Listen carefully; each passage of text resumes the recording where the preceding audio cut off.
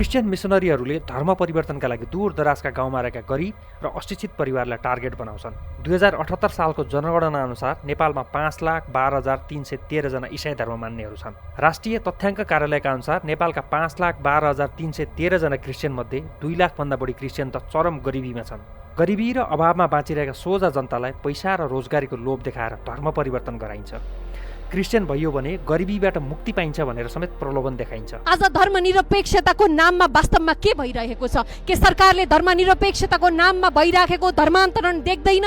के पश्चिमाहरूको प्रभावमा हिजो शून्यको संख्यामा रहेका इसाईहरूले आज यो देशमा गरिबी र पछौटेपनको फाइदा उठाएर जुन किसिमले धर्मान्तरण गराइराखेको छ, के त्यो दृश्य यो सरकारले देखेको छैन? पैसा बाँडेर मान्छेहरूलाई इसाई बनाउने गरिए पनि इसाई धर्मले मान्छेहरूलाई अन्ततः गरिबीकै खाडलमा धकेलेको छ। अधिवक्ता विमल पोखरेलले 2076 सालको भदौ 26 गते शिलापत्रमा लेखेको लेख अनुसार क्रिस्चियनहरूले सहरमा सुकुम्बासी र गाउँमा दलित बस्तीलाई टार्गेट गरेर धर्म परिवर्तनको धन्दा चलाउँछन्।